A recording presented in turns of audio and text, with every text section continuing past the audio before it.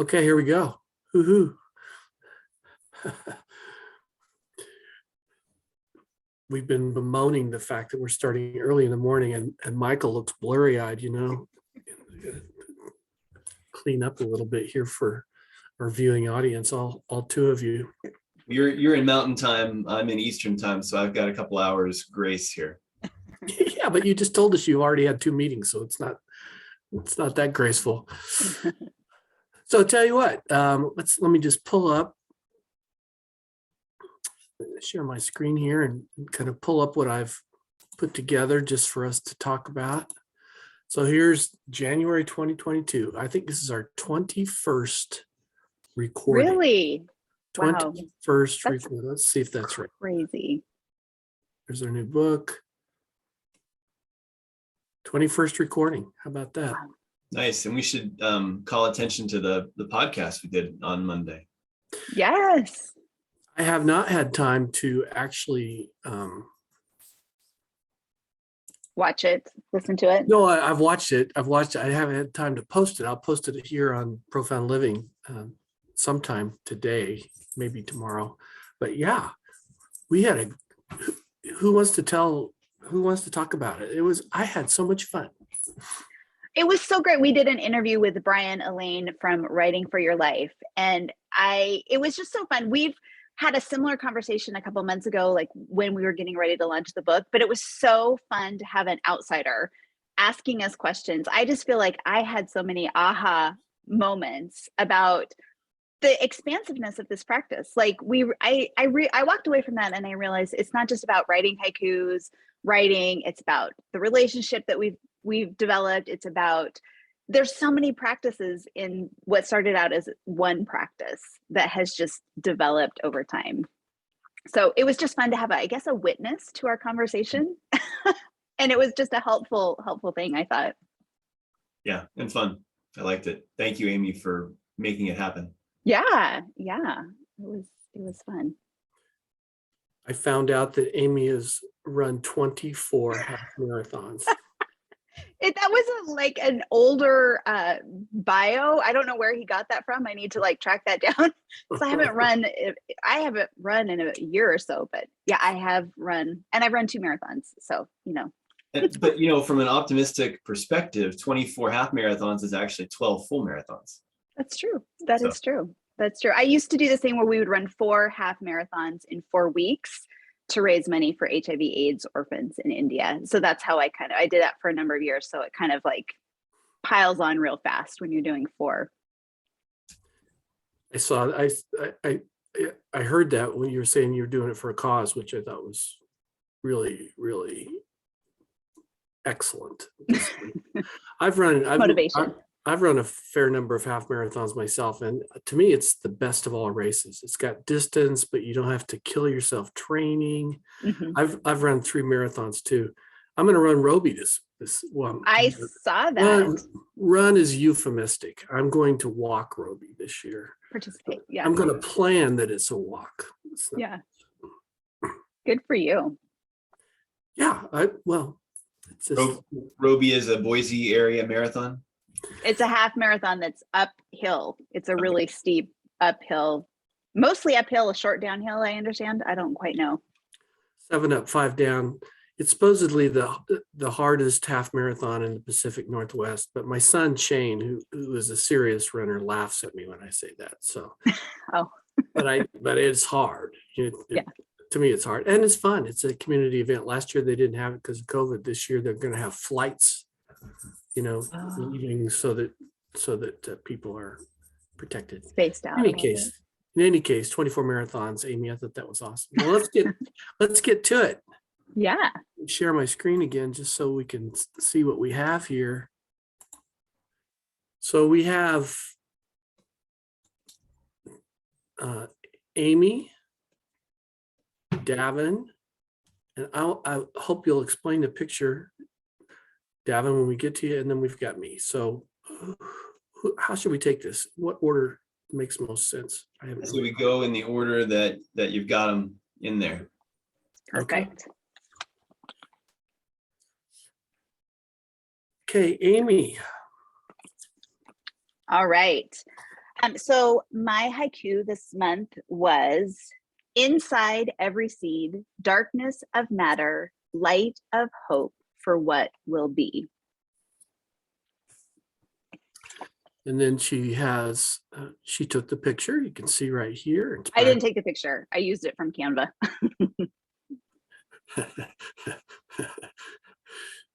It's a beautiful picture. Check out our new book, she says. Okay, so let me just stop here. So who wants to go first? You want me or you, Davin? Go ahead, Michael. Okay, so Amy, of course, I love the picture, which I think you took psychically, even if you didn't click it. Okay. It's a great I little chose picture. it. I chose You it. chose it. That's right. You chose it. So I wonder how we know the inside of a sea is dark. We presume it, but we can't know it, just as we presume Culver's frozen yogurt will be delightful, which of course it always is. We suspect it. As I take a morning walk this time of year, I see a lot of grays, a lot of black and white. I do love the winter when everything is preparing for spring. I never really thought that the inside of a seed might be dark, but it would have to be, right? Because light wouldn't be present.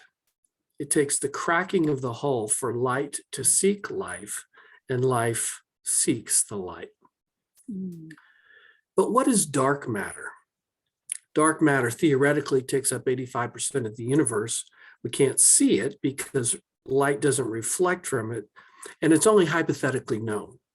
And that's because, though we can't see it, we can see its effect through gravity on things that we can see. Is the darkness of matter invisible to us inside the seed its soul? Is it its soul, the soul of a seed? And like Davin's kenosis, which we're going to get to here in a minute, does it take an emptying of light and darkness surrounding to see that essence, that soul, what's really important? I don't know, but it's a divine irony, isn't it? Michael, we were on the same wavelength. Okay, that's me. Dr. Card-Chelman. I've been sitting here talking and I didn't just realize I've been muted. All right. I've been thinking a lot about repentance. Must be something about this time of year, starting to think ahead towards Lent. I'm not sure. The grayness that happens, but not repentance in the guilt-ridden moralistic sense, but repentance as an authentic reorientation, a new beginning. Carl Jung said that no amount of confession, no amount of explaining can make a crooked plant grow straight. It must be trained on the trellis of the norm by the gardener's art. Wow. It's easy to think of repentance as a one-time thing and something that's perhaps only for Christians. But Jung shifts that perspective, making it a process occurring over time and in community, or at the very least, not alone. The training or reorientation he describes is universal. Anyone in need of direction, like the plant, like Amy's plant, will benefit. It's like death and taxes. Inevitably, everyone needs it or pays it. Inevitably, everyone needs the gardener's art. Perhaps most importantly, though, the reorientation is a guided process in which we are helped by someone offering correction and perspective.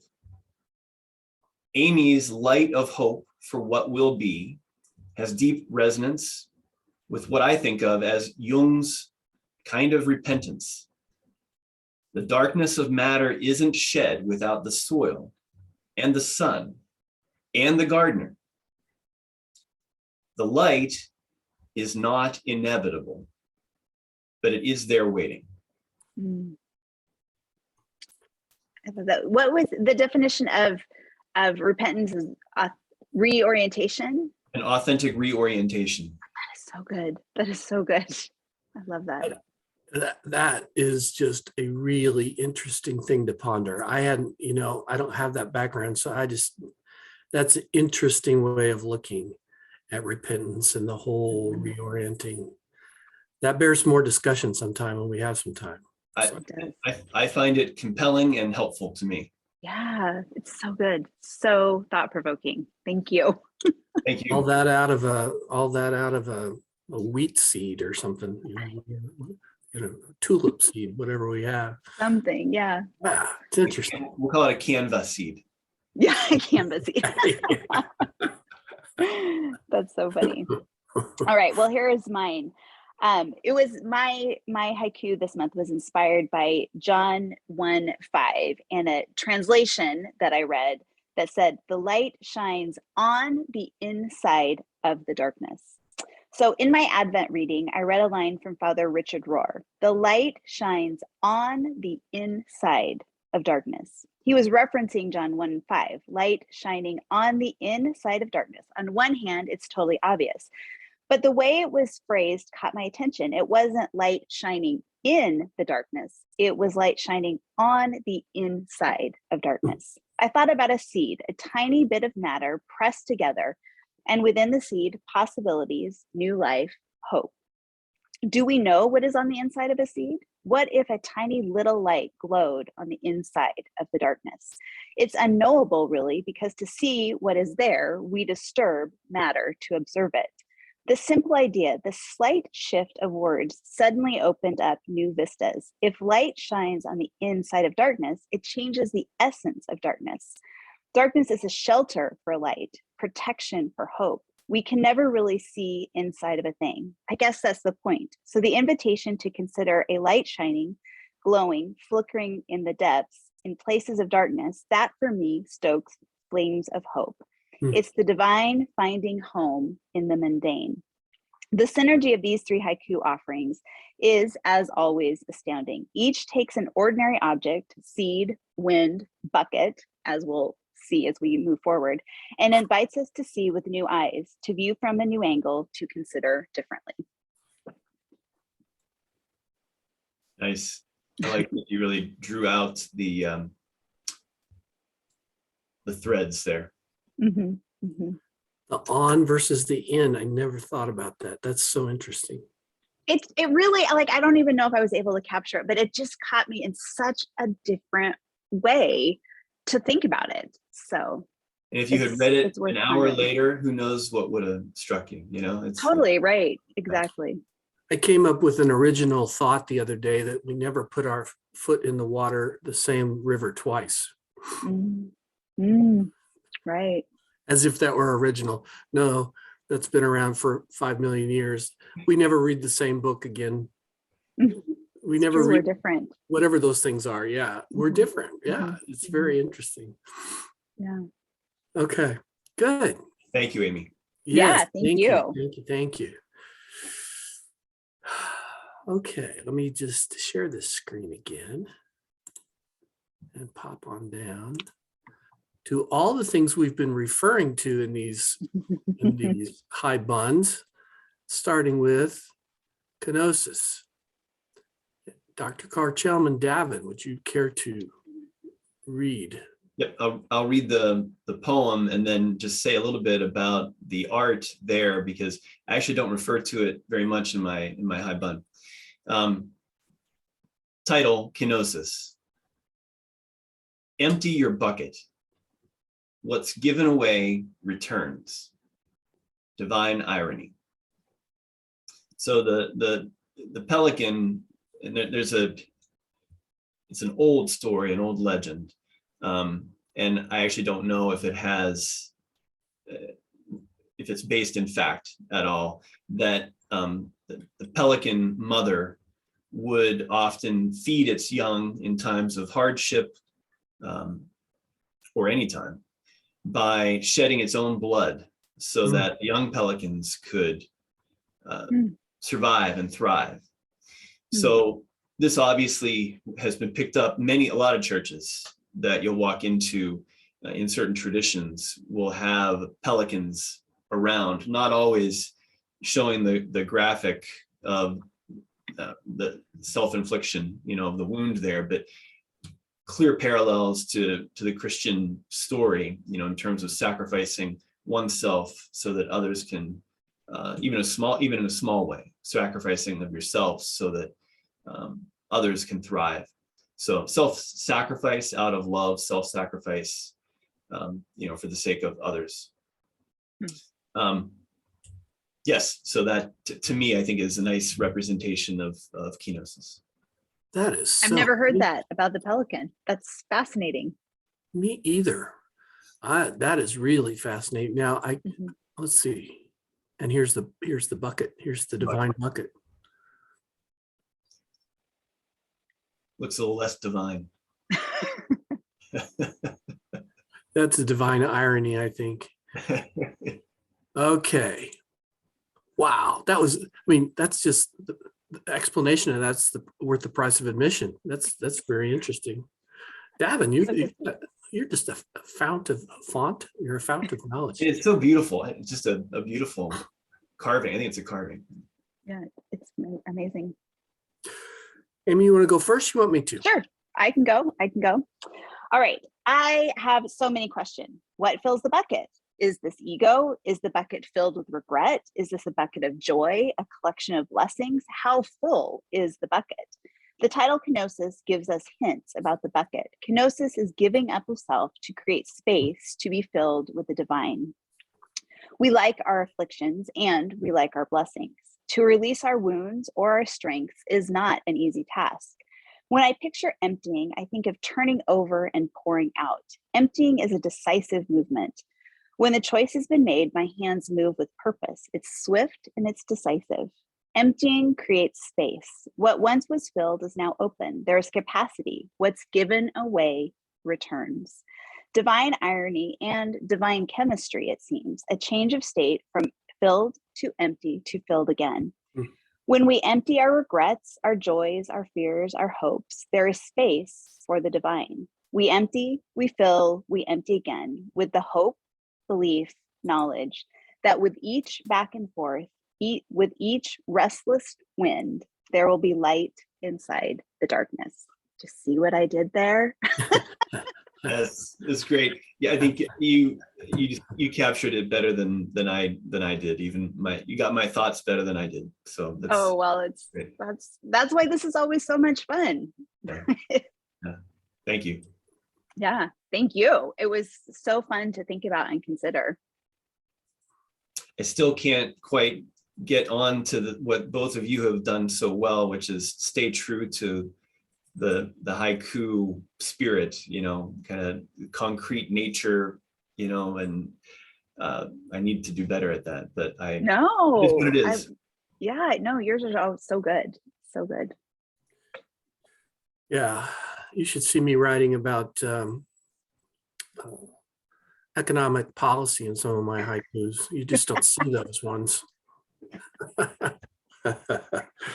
Okay, here we go. I'm familiar with the term kenosis, but just to be sure, I looked it up. Wikipedia says kenosis is the act of self-emptying. In Christian theology, it is the self-emptying of Jesus' own will and becoming entirely receptive, as Amy was talking about, becoming entirely receptive to God's divine will. The Bible verse often associated with kenosis is Philippians 2:7, which, depending on the version that you read, might say, he emptied himself by taking the form of a servant, being born in the likeness of men, or in another version, rather, he made himself nothing by taking the very nature of a servant, being made in human likeness. Orthodox theology, according again to Wikipedia, emphasizes the following the example of Christ. Kenosis is only possible, and of course, to me, I love this, is only possible with humility and presupposes that one seeks union with God. Davin's haiku seems to me to be suggesting that the more we give away, the more we receive. And I love the phrase divine irony. Irony, or perhaps paradox. It's always the light yoke, the losing of life to keep it, the need to become a servant to become the greatest, the very last to become the very first that causes us to reflect, why is that? But I love divine irony, just the phrase. It's as if God is laughing at us, posing yet another conundrum for us to try to figure out just about the time we get cocky and think we have life figured out, or that we are particularly smart. Divine irony indeed. Yeah, it's the Alanis Morissette problem. Isn't it ironic? It's like there's really nothing in that song that's ironic at all. So I wrote divine irony and I thought, it's really divine paradox, but I just liked the language better. I like a laughing God. Yes, yeah. And poor Alanis Morissette, forever stuck with getting irony wrong in her song.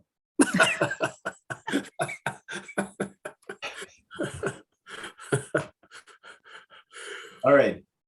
With this haiku, I'm wanting to capture something I've experienced as a spiritual truth, which means it's also a psychological truth, not because I experienced it, but because a spiritual truth is, in my mind, necessarily a psychological truth, and also somehow embedded in our nature as human beings. That truth, self-emptying and authentic compassion, are our primary paths for meaning making. Any hope we have of transcendence will come not from self-aggrandizement, but through self-emptying, abandoning the ego for selfless love. I don't mean this to sound flippant or easy. Reading the lives of the saints, even they struggled with the minute-by-minute work required to live this ethic. Jesus, in the Garden of Gethsemane, prayed for the cup to be taken from him. So there's real danger here for mere mortals like us. It's easy to slip into a false martyrdom. Look at me. See how much I suffer for you. It's easy to slip into dispassionate detachment, self-emptying as an excuse for nihilistic abandonment of passion, compassion, and responsibility. More subtly, and confirmed by good science, we know there's a direct correlation between self-focus, unhealthy self-consciousness, and higher levels of anxiety and depression. We are happier when we are other-focused and helping. Parents who truly love parenting are kenotic. Leaders who lead for the development and deployment of others' gifts and abilities are kenotic. They empty their buckets. You can only gain your life by first losing it. The work of those most focused on heaven does the greatest good on earth. Empty your bucket. So I like the image of the empty bucket. Yeah, it's not really empty, of course. There's some air in there and some other stuff, but Dark matter, I think. you can't see it. You can't see it. Well, thank you both for your reflections. Thank you. It's just always so fun to think about what we're going to think about, when we start to read these haikus and like paths that I never would have gone down on my own. So as a pelican, that is just so interesting to me. And of course, there's so many stories. I mean, of how that happens. I just didn't realize that. That's really, really interesting. Repentance probably is maybe the only hope the pelican ever had of having beautiful art of it. Good point. Good point. Point well taken.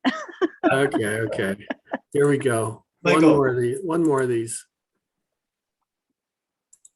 I don't want to forget to mention that we're going to be talking at the Garden City Public Library coming up in March, I think. I don't have the date though on top of my head. So here's my haiku. Restless skies alive, wild wind swinging back and forth against the gray backdrop.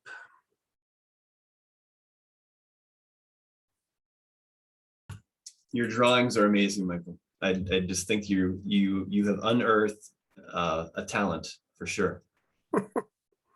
Thank you. Well, it's fun, that's for sure. Can I go first? Yes, please. Of course. Restless skies cause fear and angst, especially for a native Kansan like Michael.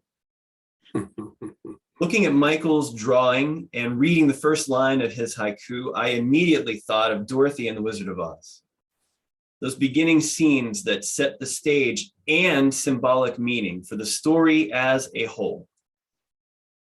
In the midst of the whirlwind and its aftermath, we learn who our friends are. We learn the difference between good and evil. And we learn that cooperation between a diversity of gifts offers tremendous strength. If I'm not mistaken, I think I even see ruby slippers in that drawing. This idea is biblical as well. Restlessness in any sense has forever been a sign that all is not well with the force. A restless sea, a restless people or nation, a restless person. But it's also nearly always a portent of creativity. The coupling of restlessness and living, restless skies alive, suggests that creative action is on the horizon, ready to emerge, not constrained by the gray backdrop. This haiku and drawing capture the times in which we live, unsettled, wild, windy. There is hope inside that fear and darkness, but it won't emerge on its own. People of goodwill need to support each other, overcome differences for the sake of greater causes, and cooperate in the interest of the common good. Frank Baum thought so in 1900. We can probably learn a bit from the lesson of Dorothy and her gang of friends. At the very least, everyone needs a good dog. Well done. So those are red shoes someone in that drawing has on. Is that right? Looks like it. Yeah, I hadn't noticed that until you said it. And then I grabbed my card and was like, you're right. That's good. What's the Groucho Marx? Man's best friend is a dog. What's inside a dog? I can't remember. It's a great Groucho Marx line that if I could remember, I'd look so clever right now because it has to do with the inside of a dog. That's funny. Okay. Thank you. All right. Thank you. It was very, very good.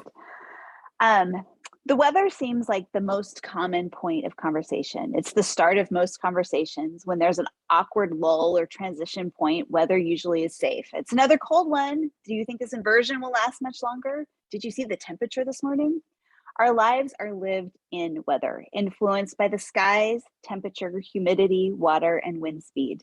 We live with weather and in weather, but how often do we pause for wonder and awe about weather? Restless skies alive. That phrase is familiar. I know what restless skies alive look like. And yet I've never taken the time to find words and phrases that tease out the sentiment of restless skies alive. Wild wind surging back and forth. I've been in wild wind. I've watched wild wind. I've felt wild wind. This haiku invites us into the majesty, the art, and the depth of weather. It moves me from an observer of restless skies and wild wind to a participant and a recipient. That is what a good haiku does. We move from watching to seeing, from observing to feeling. We are invited to wonder and awe. Thank you. Nice. That was so descriptive. I've seen wild winds. I love that. Haven't we all? My goodness.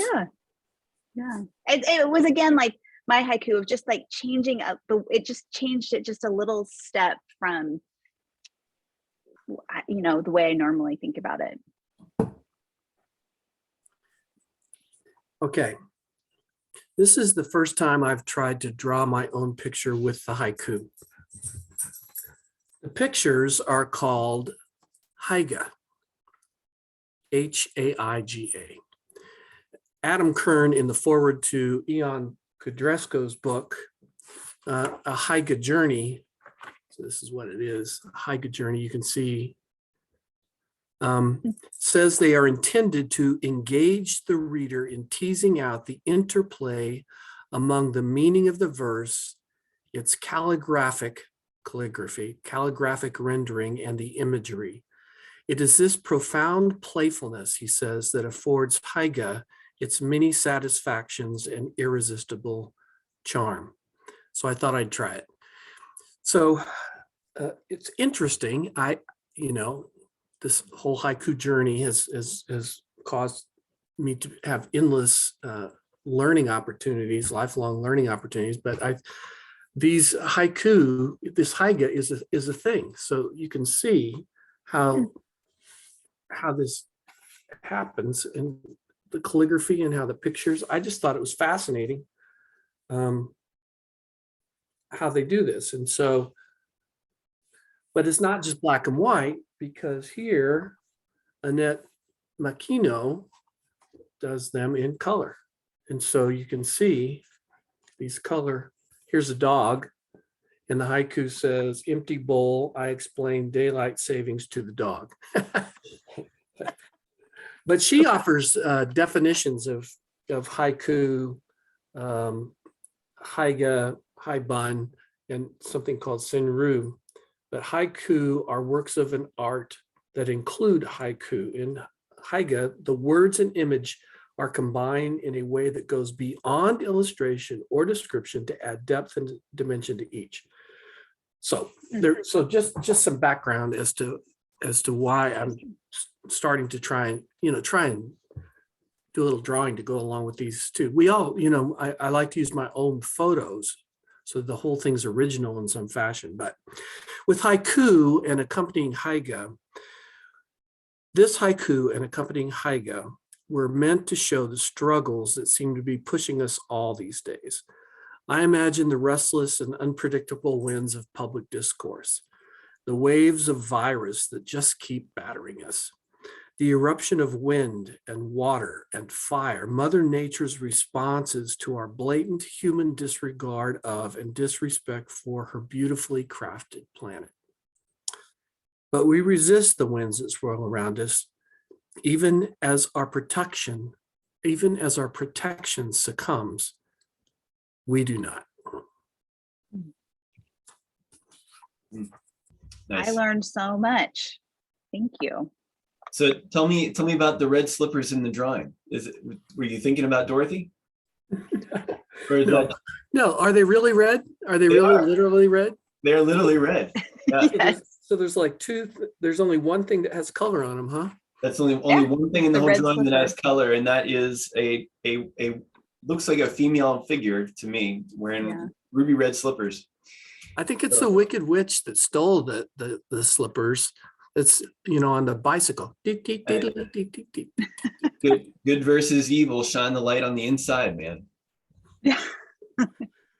All there. Be honest, to be totally, absolutely honest.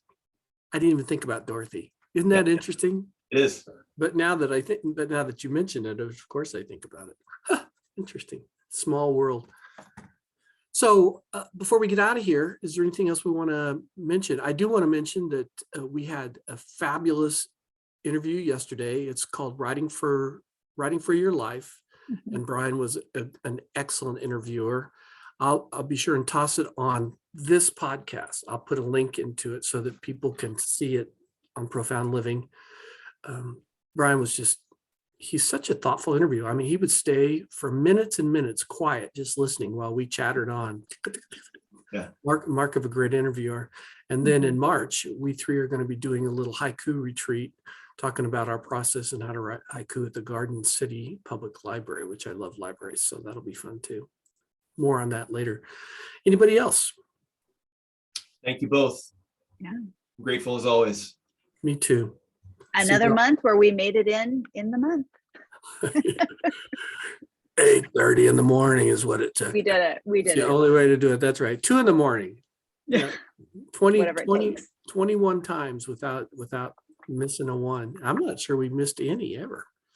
So, okay, I'm going to turn this. Thank you all. It's been great. Thank you.